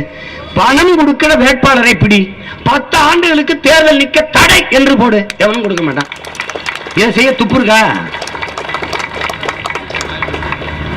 தேர்தல் முறையை மாற்று. வீடு வீடுக்கு போய் ஓட்டு கேட்கறத நிப்பாட்ட சொல்லு. மாநகராட்சி வா, நாங்க நிக்கிற மாதிரி இந்த ஒரு இடத்த கொடு, நான் பேசிட்டு போறேன். நாளைக்கு ஸ்டாலினை பேச சொல்லு, அப்புறம் அவர் எடப்பாடி பழனிசாமி பேச சொல்லு, அப்புறம் ராகுல பேச சொல்லு, மோடியை பேச சொல்லு, எல்லாரையும் பேச சொல்லு. யார் பேசுறது நல்லா இருக்கோ என் மக்கள் ஓட்டு போட்டோம். அவ்வளவுதானே? இப்ப நான் சொல்றேன்ல, கல்வி சரியான சமமான தரமான கல்வி என் மக்களுக்கு இலவசம். எந்த தலைவனையா சொல்ல சொல்லிய சொல்ல மாட்டான். ஏன்னா கல்வி நிறுவனங்களை வச்சு கோடி கோடியாக கல்வி கொள்ளையடிக்கிறதா வந்தான். உயிர்காக்கும் மருத்துவம் ஏழைக்கொன்று பணக்காரனுக்கொன்று இல்ல. சரியான சமமான மருத்துவம், தரமான மருத்துவம் இலவசம். ஒரு சட்டம் இயற்றுவேன். முதலமைச்சரோ அமைச்சர் பெருமக்களோ அவர் மனைவிக்கோ அவருக்கோ பிள்ளைக்கோ பேரனுக்கோ பேத்திக்கோ முடியல, எம்எல்ஏக்கு முடியல, எம்பிக்கு முடியல, அவன் குடும்பத்துக்கு முடியல, அரசு அதிகாரிக்கு முடியல, எவனா இருந்தாலும் அரசு மருத்துவமனையெல்லாம் படுத்து வைத்தியம் பார்க்க வேண்டும் சட்டம். சொல்ல சொல்லு. அரசு பள்ளி கல்லூரியில் வேலை பார்க்கிற ஆசிரியர் பெருமக்கள், பேராசிரியர் பெருமக்கள், அமைச்சர் பெருமக்கள் எவருடைய பிள்ளையும் அரசு பள்ளி கல்லூரியில் தான் படிக்க வேண்டும் சட்டம் போடுவேன்னு சொல்ல சொல்லு. என் ஓட்டையும் சேர்த்து அவங்களுக்கு போடுறேன். போட மாட்டான், சொல்ல முடியாது. தூய குடிநீர் இலவசம், வீட்டு வாசல்ல குழாயை போட்டு ஊத்துவேங்கிறேன் சொல்ல சொல்லு. எல்லாவற்றையும் இலவசமாக கொடுத்த கவர்மெண்ட் அரசு தண்ணீரை 10 ரூபாய்க்கு விற்கிது. ஏன்? லேப்டாப் என்ன விலை, சைக்கிள் என்ன விலை, மிக்சி என்ன விலை, கிரைண்டர் என்ன விலை, மடிக்கை என்ன விலை, இதெல்லாம் இலவசமா வருது. ஃபேன்லாம் இலவசமா வருது. தண்ணீர் ஏன் 10 ரூபாய்க்கு வந்தது? இலவசமா இல்ல. இலவசமா கொடுக்க முடியாது ராஜா, கொடுக்க முடியாது. ஏன் கொடுக்க முடியாது? கொடுத்தா தனியார் முதலாளி பாதிக்கப்படுவான். விக்கிற முதலாளி அக்கோஃபனா, அப்பலோ, கில்லு டேமேஜ் ஆயிரும். அவன் பாதிக்கப்பட்டா இவனுக்கு என்ன? வர்ற கமிஷன் கட்டாயிரும். இந்த அயோக்கியர்களுக்கு திருப்பி அதிகாரமா? இவர்களுக்கே அதிகாரமா? அறிவுள்ள மக்கள் செய்யற வேலையா இது?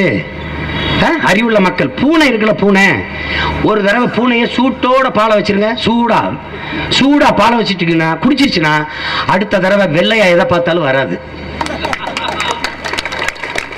அப்ப பூனைக்கு இந்த அறிவு இருக்கு, மான் தமிழ் மக்களுக்கு இருக்க வேணாமா? இவன் தான் அயோக்கிய பையன் தெரியுதுல, அப்புறம் திரும்பி திரும்பி அவனுக்கே ஓட்ட போடுறது. இது என்ன செய்யணும்? இதுக்கு படிப்பு இருக்கு, இதுக்கு அறிவு இருக்கு, மூளை இருக்கிறது சிந்திக்கிறதுக்கு. அது என்னது? இல்ல கூழ் உருண்ட களிமண் உள்ள இருக்கு, சிந்திக்க வேணாமா? 18 ஆண்டுகள் மத்திய அமைச்சரவையில் திமுக இருந்திருக்கு. 18 ஆண்டு தொடர்ச்சியா ஒரு இந்திய கட்சி மத்திய அமைச்சரவையில் 18 ஆண்டுகள் தொடர்ச்சியா இருந்த கட்சி திமுக தான். அப்போது செய்யாத ஒன்றை இப்போது என்ன செய்ய போகிறார்? அதிமுக 37 இடம் கொடுத்து அனுப்பியிருக்கு. 37 இடம். அப்ப பேசாத இப்ப போய் என்ன பேச போறாங்க? 5 ஆண்டில் செய்ய முடியாத ஒன்றை அடுத்து 5 ஆண்டுல ஐயா நரேந்திர மோடி என்ன செய்ய போறாரு? 5 ஆண்டுல அவர் ஆண்டதும் நம்ம மாண்டதும் பத்தாதா? மறுபடியுமா? அவன் சொல்றது இன்னும் நம்பிட்டீங்க. छोटा छोटा नहीं है, बड़ा बड़ा है.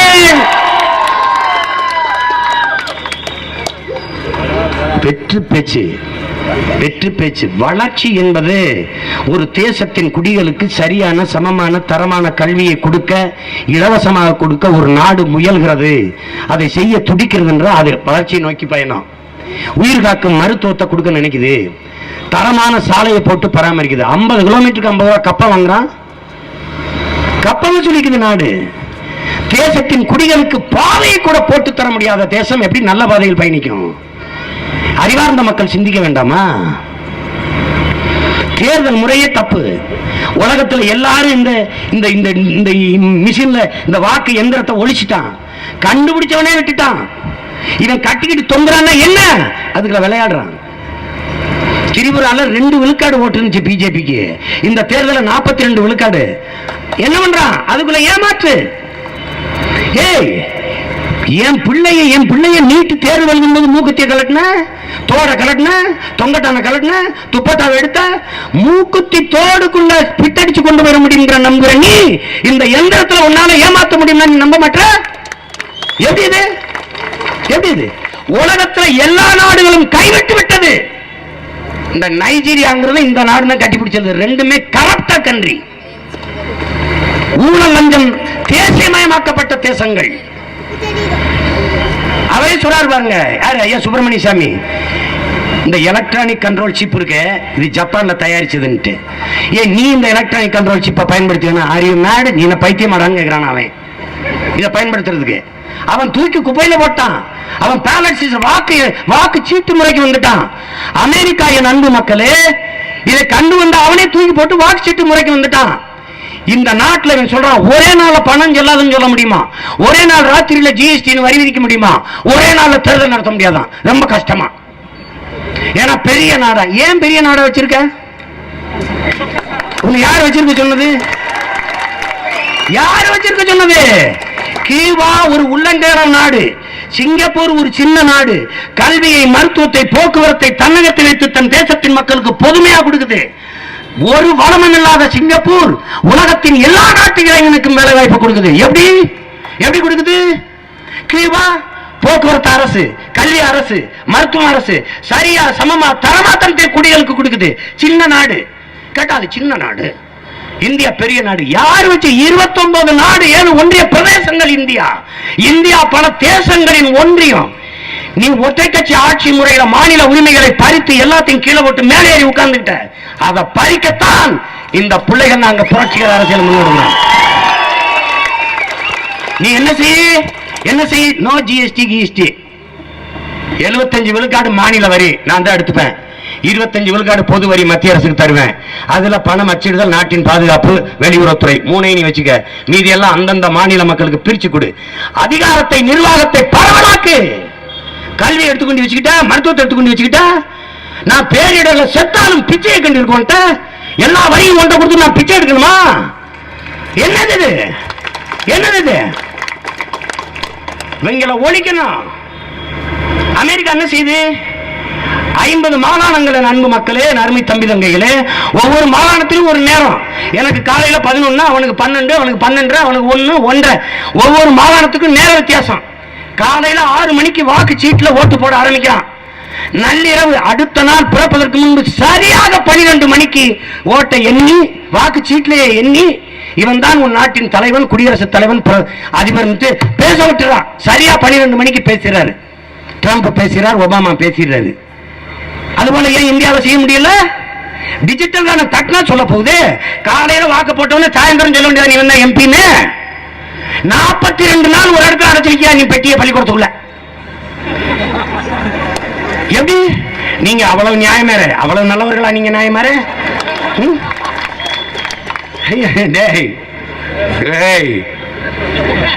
கொஞ்சம் இரு வாரம் ஒவ்வொன்னா சரி பண்ற. இது அவன் நினைக்கிறான் நம்ம பேசுறதுக்கு பதில் இல்ல, அதனால எந்த தொலைக்காட்சியிலும் காட்ட விடுறது இல்ல. அவனை பேச விட்டா வெளியில விட்டுறாத. ஐயோ ஐயோ, அவன் கேட்கறதுக்கு பதில் இல்ல. பத்திரிகையில போட்டாத. இங்க வருங்க, மக்கள் நீதி மையத்தோட நிறுத்திக்கிறான். எங்க வேட்பாளரை போடுறது இல்ல. ஏன்னா நாங்க போட்டியிடுறதே காட்டக்கூடாதான். டேய் தொட நடுங்குது இல்ல, நடுங்குதா இல்ல? தொட நடுங்குத. சரியான ஜனநாயகவாதிகள், சரியான ஜனநாயகவாதிகள் நாங்களும் போட்டியிடணும்னு சொல்லு. நேர்மை இருந்தா 40 தொகுதியில ஒரு சின்ன நின்று போட்டிடுதுன்னா இந்தியாவிலே தமிழ்நாட்டிலே நாம் தான் கட்சி தான். எது பெரிய கட்சி? வா, எது பெரிய கட்சி பேசுவோம். ஸ்டாலின் பேசுறாரு, கூட்டம் தானா வருமா? ஐயா எடப்பாடி பேசுறாரு, யாராவது வருவாங்களா? அவங்க வீட்டுல இருந்தாவது யாராவது வருவாங்களா? பார்த்து படிக்கும் போதே அம்மையார் சோனியா காந்தி பிரதமராக இருக்கும் போதுங்கிறார். இன்னைக்கு கால் சிலம்பை கலட்டி வீசி நீதி காத்த கண்ணகி பிறந்த மதுரையிலே நீதியான ஆட்சி செய்கிற மோடியின் ஆட்சி. அநீதியான ஆட்சிக்கு நீதியான பார்த்து படிக்கும் போதே எப்படிப்பட்ட ஒன்னும் சொல்றதுக்கு இல்ல சாமி, ஒன்னும் சொல்றதுக்கு இல்ல. வருமா கூட்டம் வருமா? ஓட்டுக்கு காசு கொடுக்காமல் என்னை எதிர் நின்று நீங்க வென்ற முடியுமா?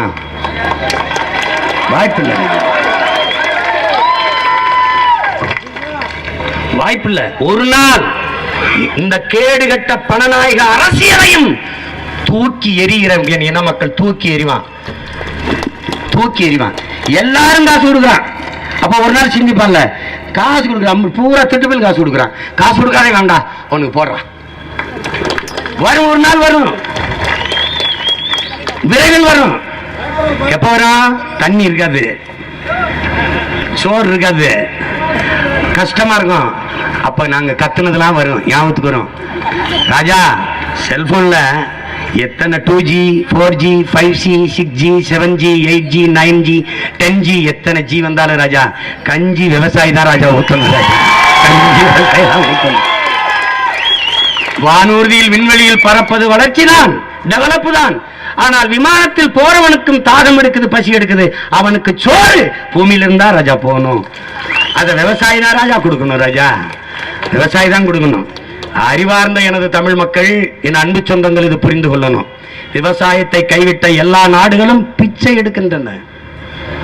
ஒரு எத்தியோப்பியா போல, ஒரு சோமாலியா போல, ஒரு நைஜீரியா போல, ஒரு வெனிசுலா போல நம் நாடு வருவதற்கு முன்பு நீங்கள் எச்சரிச்சுக்கணும். வெனிசுலால லிட்டர் பெட்ரோல் 10 ரூபா தான். ஆனா சாப்பிட ஒண்ணு இல்ல. கொக்கு, குருவி, காக்கை, நாய், நரி, பன்னி, பூனை எல்லாத்தையும் தின்னுட்டா. உணவுக்கு ஒண்ணு இல்ல. திருடா மக்கள், அடிச்சு கடைகளை நொறுக்கி ரொட்டி இது என்ன கிடைக்குதோ எடுத்துட்டு ஓடுறான். அந்த நிலைமை விரைவில் உனக்கு வரும். மோடி எங்க இருப்பாரு? ஏற்கனவே இந்தியாவில் இருக்கிறது இல்ல பாதி நாள். அதே ஒரு விமானம் ஏறி நின்று ஒரு பய கிட்ட நிக்க மாட்டான். எச்சரிக்கையோடு இளைய தலைமுறை பிள்ளைகள், என் தம்பி தகைகள் புரிந்து கொண்டு இந்த தேர்தலை அணுகணும். இதை ஒரு தேர்தலாக, வழக்கமான தேர்தலாக பார்க்கக்கூடாது. படித்த இளைஞர்கள் மாறுதலாக பார்க்கணும். 83 விழுக்காடு கல்வி அறிவு பெற்ற மாநிலங்கிறான் நம் மாநிலத்தை. அந்த கல்வியை கொண்டு என்ன நீங்க ஏன் இவ்வளவு ஒரு மாற்றத்தை செய்ய முடியாது? உங்களால முடியாதா? என்னைய பிடிக்கல, எங்க கட்சியை பிடிக்கல, ஆனால் நீங்களா வாங்க, நோட்டாவுக்கு ஓட்டு போடுற என் தம்பி தங்கைகள்ட்ட சொல்றேன், நோட்டா என்று கூட ஒரு கட்சி ஆரம்பிச்சுக்கிட்டு நீங்க வாங்க, அப்படி கூட வந்து வேலை செய்யுங்க, வந்து செய்யுங்க. யாரும் சரியில்லை என்று சொல்வதை நிப்பாட்டுங்க. சொல்ற நீங்களும் சரியில்லை என்று ஆகிவிடுது. கேட்டா எவனுமே சரியில்லைங்க, எவனுமே சரியில்லைங்க, இப்படி சொல்லுவவன் தான் ஆக சரியில்லை. இருள் இருள் என்று புலம்பிக் கொண்டிருப்பதை நிறுத்து. ஒரு விளக்கை கொளுத்தி வைத்து உன் தலைமை பண்பை காட்டுங்கிறான் கன்ஃபூசியஸ். என் அன்பிற்குரிய பிள்ளைகளே, இதை நீங்க புரிஞ்சுக்கணும். வழி இல்ல, எதுவும் சரியில்லை, புலம்புறதை நிப்பாட்டு. இது புலம்புவதற்கான காலம் அல்ல, புரட்சிக்கான காலம். ஒண்ணு செய்யற எங்களை நம்பு, இல்ல நீயே நில்லு. எதுவும் செய்யாம விரக்தியில தற்சோர்வுல வீணடிக்காத உன் நேரத்தை. மதிப்புமிக்க வாக்கை செலுத்துங்கள். கல்வி கொடுத்து, வேலை கொடுத்து, சாப்பாடு கொடுத்து வாழ வைக்கிற நாட்டுக்கு ஒரு நாள் ஜனநாயக கடமையாற்றுங்க. அப்புறம் நாடு சரியில்லை, அவன் சரியில்லை, இவன் சரியில்லை நின்று பேசுவது வெட்டி பேச்சு, திண்ணை பேச்சு. அறிவார்ந்த என் தம்பி தங்கைகள், படித்த இளைஞர்கள் உங்கள் கையில் தான் இருக்கிறது. சீன பெரும் புரட்சியாளன் மாசேத்துங் சொல்றான், இளைஞர்கள்ட்ட பேசும்போது சொல்றான், என் அன்புமிக்க இளைஞர்களே, இந்த தேசம் உங்களை நம்பித்தான் இருக்கிறது, ஏனென்றால் இந்த தேசம் உங்களுடையது. பிறகு அவன் சொல்றான், எங்களுடையதும் கூட, ஆனால் எப்படி பார்த்தாலும் இந்த தேசம் உங்களுடையது என்று. என் அன்பு உடன் பிறந்தார்களே, இந்த தேசம் உங்களுடையது, நம்முடையது. நாம் தான் இதில் மாற்றத்தை ஏற்படுத்தி இந்த மண்ணை, மக்களை காப்பாற்றணும். புதிய ஒரு தேசம் செய்வோம், மக்கள் புரட்சியால் அதை உறுதி செய்வோம். அப்படி என்ன புதிய தேசம்? ஊழல் லஞ்சமற்ற தேசம். எப்படி ஊழல் லஞ்சத்தை ஒழிப்ப? வெளிப்படையான நிர்வாகத்தின் மூலம் ஒழிப்போம். பசி பஞ்சமற்ற தேசம், கொலை கொள்ளையற்ற தேசம், பாலியல் வன்கொடுமை பெண்ணிய அடிமைத்தனம் அற்ற தேசம், மது மத போதையற்ற தேசம், அடக்குமுறை ஒடுக்குமுறையில் இல்லாத தேசம், காட்டு வளம், கனிம வளம், நீர்வளம், கடல் வளம், மலை வளம் எல்லாவற்றையும் காக்கிற ஒரு தேசம், நல்ல குடிநீர், சுற்றுச்சூழல், தூய காற்று, இவையெல்லாம் என் தேசத்தின் பிள்ளைகளுக்கு கிடைக்கக்கூடிய ஒரு சூழலை உருவாக்குகிற ஒரு ஆட்சி. குடிதளி கோர் வச்சு மாநில மன்னன் அடிதளி நிற்கும் உலகு என்கிறது தமிழ் மறை. முறை செய்து காப்பாற்றும் மன்னவன் மக்களுக்கு இறை என்று வைக்கப்படும். மணிநீரும் மண்ணும் மலையும் அணிநிலர் காடும் உடையது அரண். உருவசியும் ஓவா பிணியும் செருவகையும் சேராது எழுவது நாடு என்று தமிழ் மறை போதித்திருக்கிற அறத்தின் வழி என்று செய்கிற ஆட்சி. இந்திய பாராளுமன்றத்திற்கு போய் சீமானும் தம்பியில் என்ன செய்ய போறாங்க? என்ன செய்வோம்? போகும்போதே என் பிள்ளைகள் எந்த என் இனத்தின் தலைவனை தீவிரவாதி பயங்கரவாதி என்று சொல்லியிருக்கானா, அந்த என் தலைவனின் படத்தை இந்த தோல் பட்டையில பச்சை குத்திக்குவான். அப்படி போவான், உள்ள போவான், உள்ள போவான். சுழற்சி முறையில் பிரதமர் கேட்கிறான். ஒவ்வொரு தேசிய இனத்திற்கும் 5 ஆண்டுகள் சுழற்சி முறையில் பிரதமர் பதவி உறுதி செய். மாநிலங்களவைக்கு உறுப்பினர்கள் தேர்வு செய்யப்படலாம், ஆனால் அவர்கள் ஒருபோதும் மந்திரியாக கூடாது. சட்ட வரை கொண்டு வா. மக்களால் தேர்வு செய்யப்பட்டவன் தான் மந்திரியாக இருந்து ஆட்சி செய்யணும். பெண்களுக்கு 33 இடஒதுக்கீடு விழுக்காடு கிடையாது, 50 விழுக்காடு சரிபாதி கொடு. தாழ்த்தப்பட்ட மக்கள், பழங்குடி மக்களுக்கு எப்படி தனி தொகுதி கொடுத்திருக்கிறீர்களோ அப்படி எங்குள்ள பெண்களுக்கு, எங்கள் மகளிருக்கு, எங்கள் பெண்களுக்கு 50 விழுக்காடு, அத்தனையும் சட்டமன்றம் பாராளுமன்றத்தில் தனி தொகுதி. பெண்கள் மட்டும்தான் அதுல போட்டிடணும். என் தங்கச்சி சீதாலட்சுமி ஈரோட்டில் நிறுத்தினா எல்லா கட்சியும் பெண்களை தான் நிறுத்தணும். அப்படி வருது. மீனவ மக்களை கடல் விவசாயம் செய்கிற மீனவ மக்களை பழங்குடி மக்கள் என்று அறிவித்து அவர்களுக்கு தனி இடஒதுக்கீடு கொடு. 33 விழுக்காடு உணவு தேவையை நிறைவு செய்கிற கடல் விவசாயிகளே மக்கள். 30 கோடி மக்கள் தொகை இருக்கும் போது 543 பாராளுமன்றம், 130 கோடி மக்களுக்கு அந்த பிரதிநிதித்துவம் பத்தல. அதனால என்ன சொல்லலாம்? 6 சட்டமன்றத்துக்கு ஒரு பாராளுமன்றம் என்கிற முறையை மாற்றி 3 சட்டமன்றத்துக்கு ஒரு பாராளுமன்றம் என்ற முறையை கொண்டு வா. உரிய பிரதிநிதித்துவத்தை கொடு. மீனவன் எனக்காக நீ பேசாத, மீனவன் என்னையே பேச விடு. எல்லாவற்றையும் மாற்றணும்னு நினைக்கிறோம். இந்த கல்வி கொள்கை, வெளியுறவு கொள்கை, பாதுகாப்பு கொள்கை, நாட்டின் பாதுகாப்புல ராணுவ தளவாடங்கள் உற்பத்தி செய்யற தொழிற்சாலை இல்ல, அந்நிய முதலீடு. இது என்ன பாதுகாப்பு இருக்கும்? எந்த முதலாளி தரமான பொருள் உனக்கு தயாரிச்சு கொடுப்பான்? அவன் லாப தேவைக்கு வருவானா, மக்கள் சேவைக்கு வருவானா? ஒரு பேராபத்தை நோக்கிய பொருளாதார கொள்கை. வர்த்தகம் செய்ய வந்த இங்கிலாந்துக்காரன், பிரிட்டிஷ்காரன், அன்னைக்கு ஒருத்தனுக்கு அடிமையா இருந்த நாடு இந்த உலகமயமாக்கல்ல எல்லா நாடுகளுக்கும் அடிமையா இருக்க துடிக்குது. கப்பல்ல வர்த்தகம் செய்ய வந்தவனை விரட்டி விட்டுட்டு வானூர்தியில் வர்த்தகம் செய்ய வரவனை வாவான்னு சிவப்பு கம்பளை விரிச்சு வரவேற்கிற ஒரு பொருளாதார கொள்கை. இது பேராபத்தானது, பேராபத்தானது. தற்சார்பு, பசுமை, தாய்மை பொருளாதார கொள்கையை உங்கள் பிள்ளைகள் முன்னெடுக்கிறோம். வேளாண்மையை முன்னிறுத்தி கட்டமைக்கப்படுகிற தற்சார்பு, பசுமை, தாய்மை பொருளாதார கொள்கை. தாய்மை பொருளாதார கொள்கை என்ன? அது தன்னிறைவு.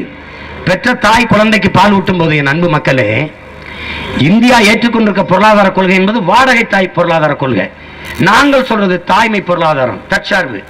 என்னை பெற்ற தாய் எனக்கு பால் ஊட்டும் போதே, மாறில் குழந்தை பால் குடிக்கும் போதே மனநிறைவு அடைந்துருவாள் பெற்ற தாய். இது தாய்மை பொருளாதாரம், தற்சார்பு. வாடகை தாய் பொருளாதாரம் என்பது பால் ஊட்டும் போது அவருக்கு எந்த மனநிறைவும் வராது.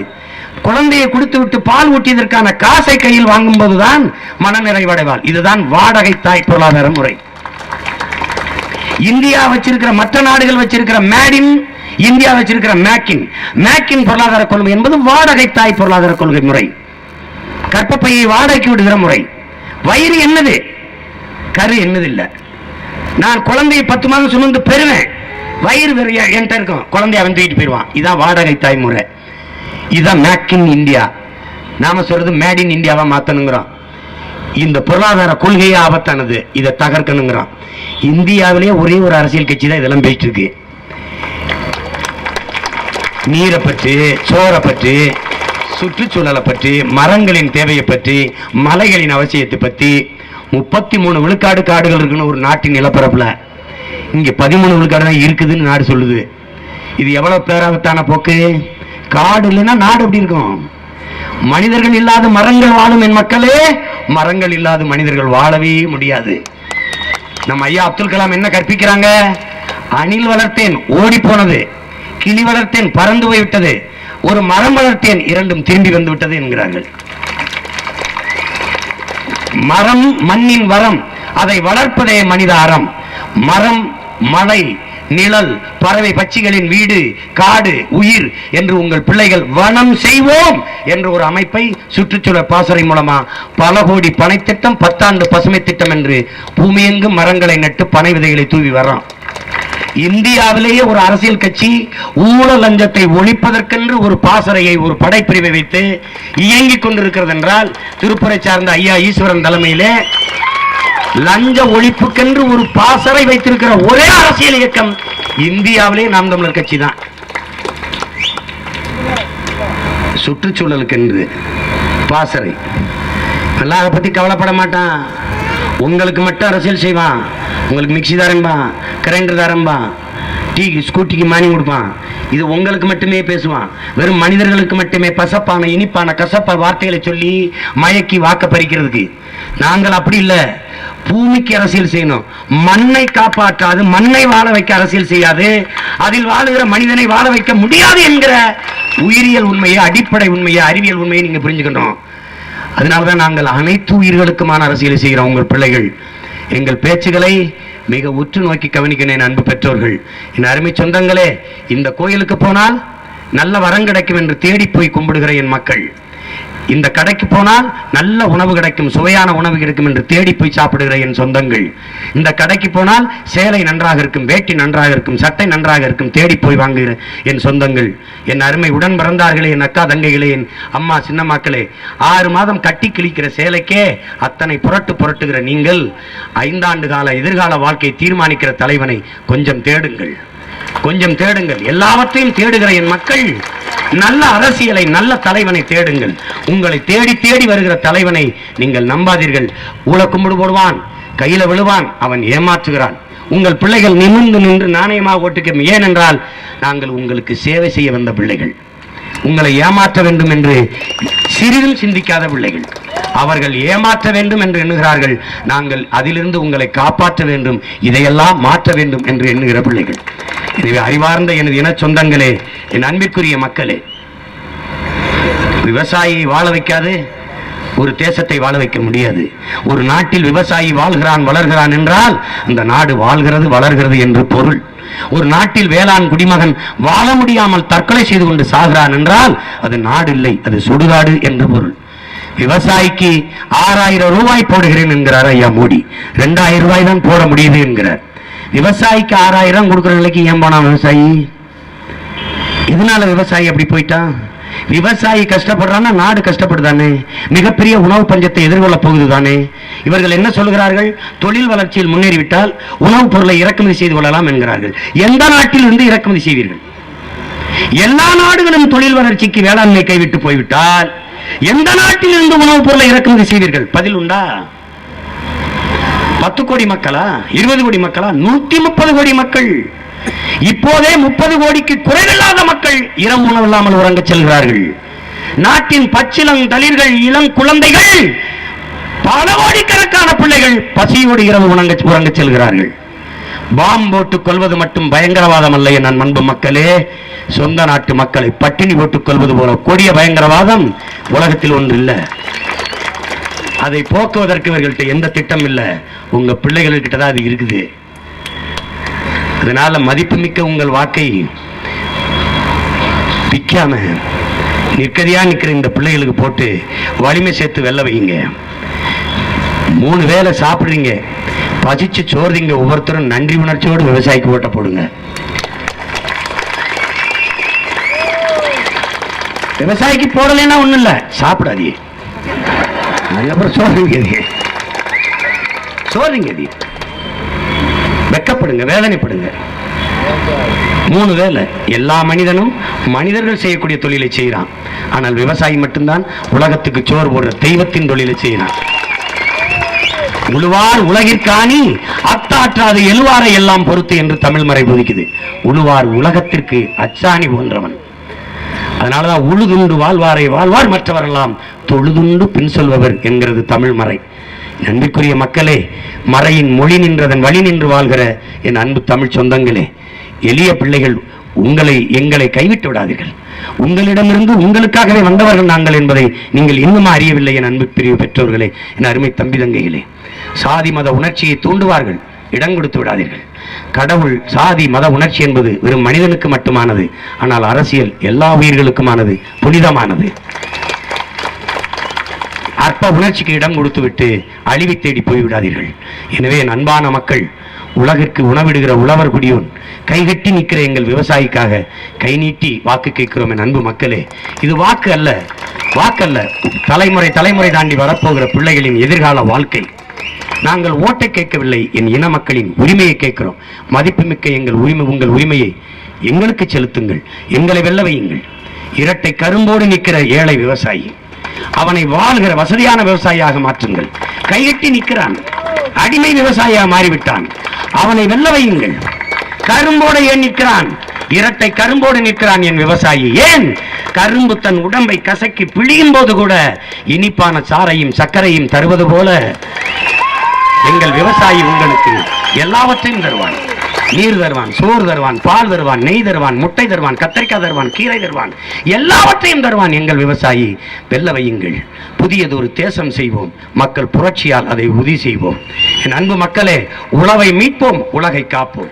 உழவு இல்லை என்றால் உணவு இல்லை, உணவு இல்லை என்றால் உலகில் உயிர்கள் இல்லை, உயிர்கள் இல்லை என்றால் உலகமே இல்லை. எனவே உழவை மீட்போம், உலகை காப்போம்.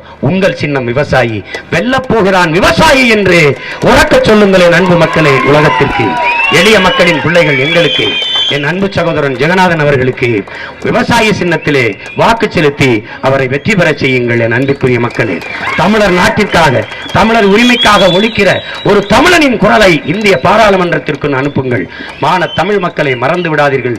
உங்கள் சின்னம் விவசாயி. நன்றி, வணக்கம். நாம் தமிழர்.